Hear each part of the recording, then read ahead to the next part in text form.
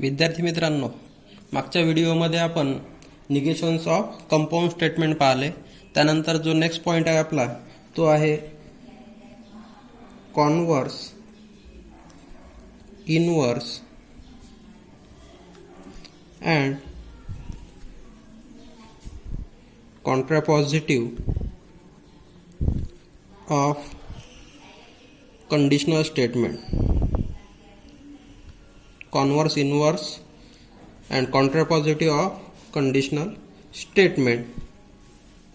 पहा example. If a function is differentiable, if a function is differentiable, then it is continuous. Function is differentiable, then it is continuous. हे statement आहे तुमचं compound statement. जर याचा symbolic form पाहिला तर it is p implication q. If then statement आहे. If आणि then p implication q. It is a compound statement, conditional statement. If then p implication q. तुम्ही जर पाहिलं तर इथे स्टेटमेंट पी आहे तुमचं a function is continuous. A function is differentiable. Function is differentiable आणि स्टेटमेंट क्यू आहे तुमचं a function is continuous.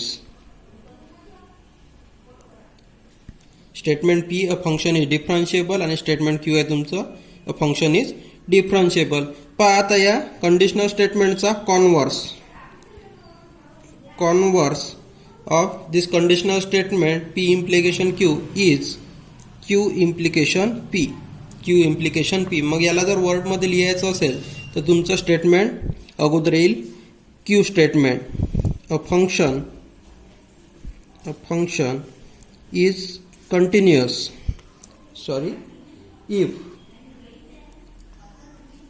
if function is continuous, then implication है if a function is continuous then it is differentiable.